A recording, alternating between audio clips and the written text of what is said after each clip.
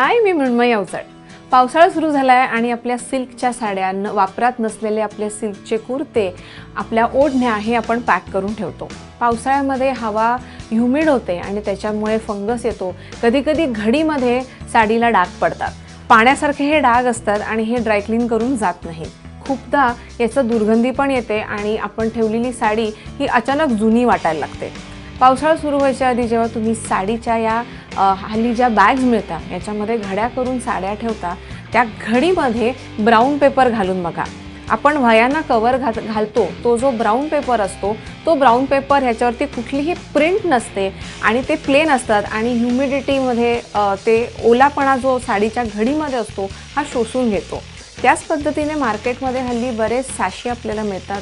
चंदनाचे sachet असतात, वेगवेगळ्या फ्लेवरचे असतात। ते जर तुम्ही घड्यांमध्ये आपल्या कपड्यांच्या जर ठेवलेत तर दुर्गंधीही येणार नाही।